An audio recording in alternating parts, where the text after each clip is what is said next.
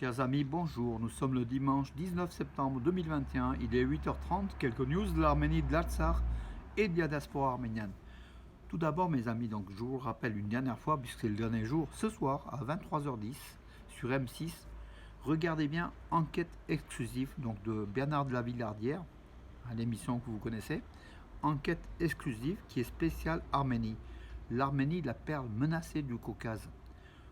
Durant 1h15, je pense, on l'a pas vu puisqu'ils n'ont pas montré, ils ont montré ici quelques extraits.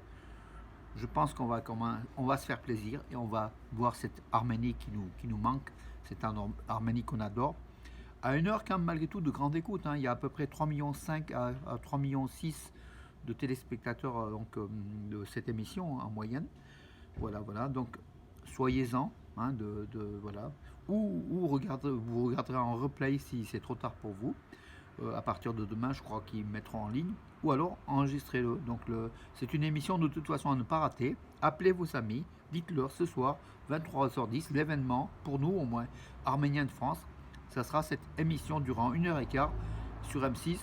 On fait la fine bouche parce qu'on ne parle pas de l'Arménie, mais là pour une fois qu'ils parlent pendant 1h15 de l'Arménie, c'est quand même, ça vaut le coup de soutenir, de regarder, et puis de leur faire de l'audimat, et puis d'en parler autour de vous, et de communiquer. Il faut qu'on communique, hein, nous les Arméniens, pour qu'on parle un peu plus de l'Arménie et des Arméniens. Hein. C'est la base. Hein.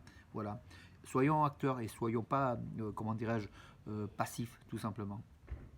Bon, c'est là, vous pouvez ne pas suivre, hein, c'est ce que moi je pense en tout cas. Hein, donc j'ai pas envie de vous imposer quoi que ce soit, hein, vous le savez. En tant qu'Arménien, voilà, il faut que quand même malgré tout, on a un sens du devoir pour la nation, pour un peuple qui souffre, pour un peuple qui, par exemple, au Karabakh, en Artsakh et en Arménie, qui a quand même des problèmes énormes.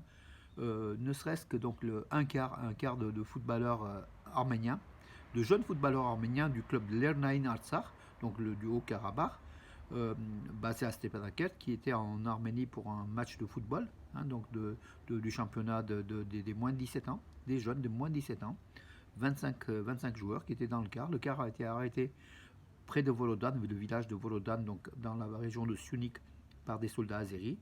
Un soldat azéri a fait descendre de façon brutale tous les enfants. Il a en fait effacé donc sur l'autocar les insignes de l'Artsakh, le drapeau de la République de l'Artsakh, et puis le mamig et le babig à coups de couteau, donc il a effacé ça. Heureusement, les forces russes qui étaient pas loin sont intervenues pour comment dirais-je arrêter donc les choses. Bon, il y a une vidéo qui circule, hein, qui est quand même assez parlante et dont on a mis en ligne. Hein. Aussi, vous pouvez suivre sur Armé News ou sur ma page Facebook également. Il se trouve dans ces joueurs-là, donc dans les 25 joueurs, il y avait un joueur donc arménien aussi, qui est Arthur Askarian, qui est le fils de Gennady Askarian, qui est mort en héros lors de la guerre de 44 jours en Artsakh. Voilà, donc le père est mort et le fils donc a moins de 17 ans a eu aussi cette rencontre avec un soldat azéri qui a encore une fois bafoué la mémoire de la République de l'Artsakh. Nos ennemis sont terribles. On doit être nous à la hauteur pour les éradiquer. À propos de l'Arménie et de l'Artsakh, est-elle menacée? Donc, mon association Arménia à Valence, hein, donc à Bourg-les-Valence, propose ce vendredi soir un débat justement sur cette question-là. L'Arménie est-elle directement menacée après la guerre de l'Artsakh?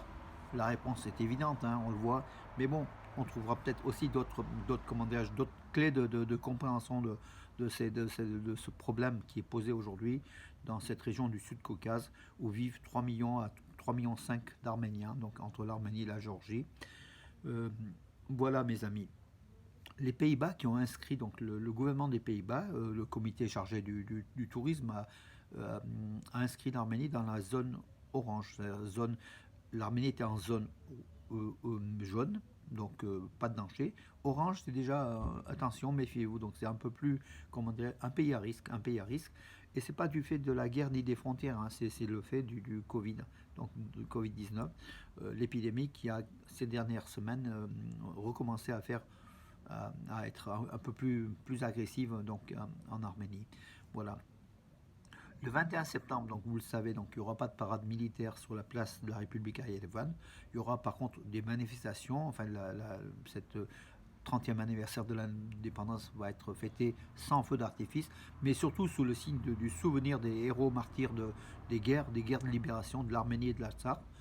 Dans la ville par contre de Noyen-Perian, qui est dans la région de Tavouche, une ville de 5-6 000 habitants, à la frontière entre l'Azerbaïdjan et l'Arménie.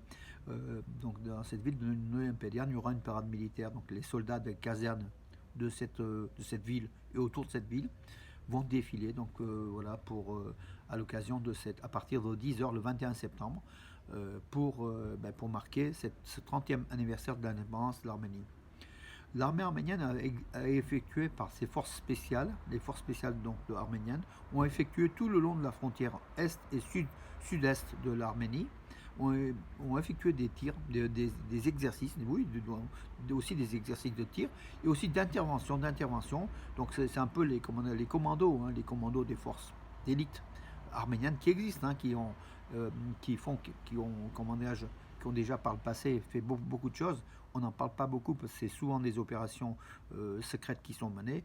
Moi, j'ai connu un membre de ces spetsnaz, comme ils appellent, donc les services d'action rapide, de commandos, hein, qui avait perdu, il lui restait un bras, hein, voilà, Sarkis Stepanian pour ne pas le nommer.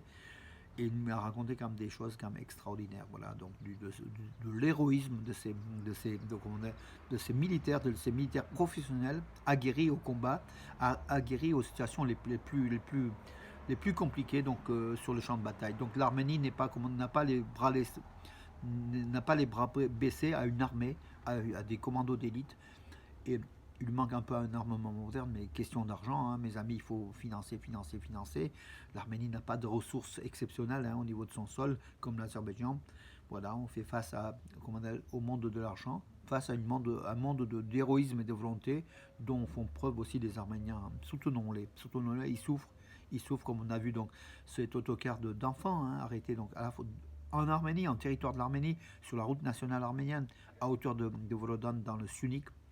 Les Azeris sont depuis le 12 mai dans la région de Kerarkonik, et puis donc dans la région de Sionik autour du Seblich, le lac Noir, et ils sont aussi un petit peu sur 20-30 km sur la frontière arméno-azérie, ex-Artsakh en fait, hein, l'Azerbaïdjan d'aujourd'hui, cette frontière donc, du sud de l'Arménie, et même au nord d'ailleurs, hein, face au Kerarkonik, face au Sionik.